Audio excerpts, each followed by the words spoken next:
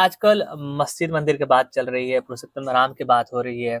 अ, अयोध्या में एक चीज़ के लेकर कई चीज़ें बातें हो रही हैं, तो क्या मुगलों ने कभी हिंदुइज़्म के बारे में कुछ काम किया है उनको प्रचार-प्रसार के लिए या फिर उन्हें ग्रोथ करने के लिए या फिर रामायण को उन लोगों ने प्रोटेक्शन प्रोवाइड किया या फिर उसको लिखा? देखिए, इसके लेके कई तरह की चीज़ें हैं। हुँ, मुगल पीरियड में भक्ति आंदोलन जो है वो गोल्डन एज माना जाता है। अच्छा। उसका स्वर्ण काल माना जाता है। तो हुँ, मुगलों ने इसको काफ़ी प्रोत्साहन दिया, उसको बढ़ावा दिया। अच्छा, अच्छा।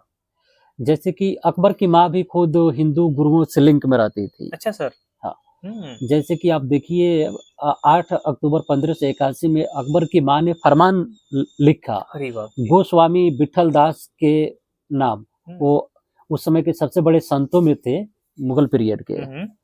तो उनके नाम में लिखा और कहा कि आपकी हजारों गायें खालसा लैंड में चर सकती हैं, जो अरे अकबर वाह! बादशाह की जो जमीन है हुँ, उसमें आपकी गाय चर सकती है, हुँ। वो भी खेत में, अच्छा, फसल में। कोई अच्छा। नहीं रोक सकता है, उसको आसानी से खा सकती हैं, चर सकती हैं। अरे!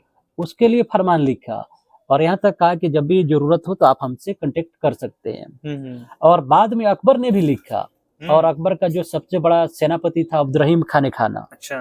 तो उसने भी उनके नाम खत लिखा। एक संत के नाम खत लिख रहे हैं ये लोग। हाँ, ये सब फरमान लिख रहे हैं और हुँ, कह रहे हैं कि जब भी ज़रूरत हो तो हम आपके साथ हैं। अच्छी बात। और उनकी हज़ारों गायें चरती थी। हुँ, हाँ, खेतों में?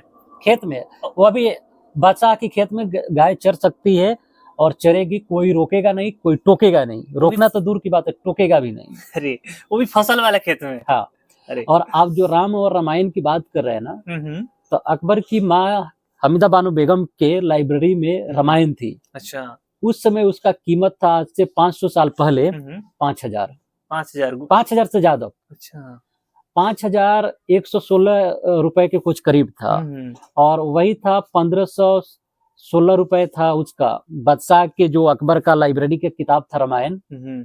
जो हाथ से लिखा हुआ था, हुँ, उसकी कीमत था। अच्छा। तो तो उस वो 5,000 जो रुपए थे, वो रुपए थे आज के इक्विवेलेंट हैं या फिर वो कैसा था? देखिए उस समय सोना और चांदी का सिक्का चलता सोने था। का सिक्का, अरे बाप रे! तो उसका 80 ग्राम वज़न होता था। एक सिक्के का? हाँ, एक सिक्के का 100 ग्राम आप मान लीजिए, हुँ, हुँ। तो 5,000 सोने का सिक्कों का आप ग्राम से तौल लीजिए। कई किलो हो जाएगा। कई किलो नहीं होगा वो, 20-25 किलो होगा। तो आज के सोने से अगर उसका आप तोलेंगे तो अरबों रुपया होगा। अरे बाप रे!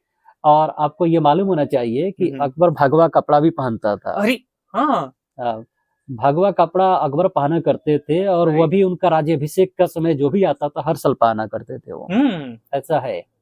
राज्याभिषेक के समय अकबर भगवा कपड़ा पहनता था। हाँ, वो पहना करता था, उसका कलर उसका भगवा होता।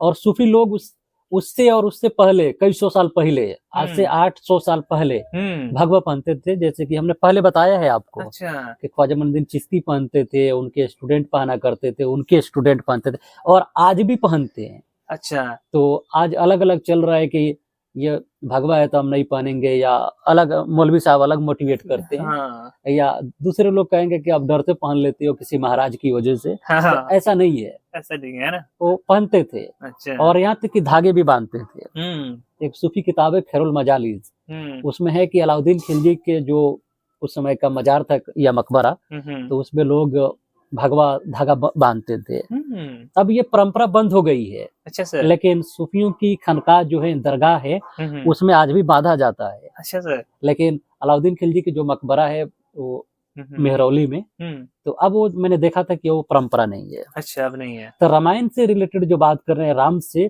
तो मुगलों ने बढ़ावा दिया अच्छा और सर। रामचरितमानस उसी समय लिखा गया मुगल काल में। किसने लिखा? ये तुलसीदास ने लिखा है, वो तो जाहिर सी बात है। अच्छा, मुगल पीरियड में रामचरितमानस लिखा गया है। हाँ हाँ, जहांगीर के समय में, ओके। अकबर के समय में। अच्छा सर। तो ये सब बात है। अरे! हाँ, तो दोस्तों आपने सुना कि कैसे सर ने बताया कि मुगल पीरियड में रामायण लिखा गया।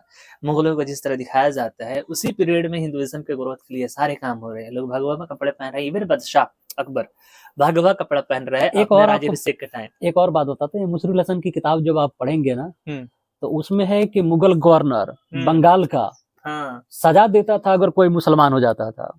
अगर कोई हिंदू अच्छा, मुसलमान हो जाए जी। जात-पात की वजह से, तो अच्छा मुगल सर। गवर्नर पीट-पाट के कहता था कि तुम हिंदू बने रहो, अच्छा सर। होने की जरूरत नहीं है। अच्छा सर, मुशर्रुल हसन की आप किताब पढ़िएगा तो आपको बड़ा कोई इंटरेस्टिंग नहीं, बात इस पे मिलेगी। हम डिफरेंट एक पूरा एपिसोड लेके आएंगे पूरा डिटेल के साथ। दोस्तों आज की एपिसोड को हम यहीं पे एंड कर रहे हैं। आपने अभी देखा कि अकबर बादशाह कैसे अपने राज्याभिषेक के टाइम पे भगवा कपड़ा पहनता था, तो इससे पता चलता है कि किसी भी तरह का धार्मिक भेदभाव उसमें नहीं थी। बीइंग अ बादशाह जो एक भगवा कपड़ा पहन रहा है, तो आम पब्लिक कैसे मतलब सेकुलर होगी उस जमाने की, तो आप देख सकते हैं। मैं उम्मीद करता हूँ कि हमारा वीडियो आपको पसंद आया होगा। ऐसे ही इंटरेस्टिंग वीडियो देखने के लिए जो आपको कहीं नहीं मिलेगा, इतिहास के एक एक फैक्ट आप इस चैनल पर जानेंगे, ऐसे इंटरेस्टिंग टॉपिक जानेंगे जो आप कभी भी यूट्यूब पे या फिर किसी भी प्लेटफॉर्म पे आपने नहीं सुना होगा। ये सोर्सेज, प्राइमरी सोर्सेज से हम सीधे कहानी लेके आएंगे और आपको बहुत इंटरेस्टिंग यहाँ पे स्टोरी मिलेंगी, आपको बहुत सारे नॉलेज मिलने वाले हैं, वो भी नया और यूनिक। हमारे चैनल पर बने रहिएगा, चैनल को सब्सक्राइब कर लीजिए और वीडियो को शेयर करना बिल्कुल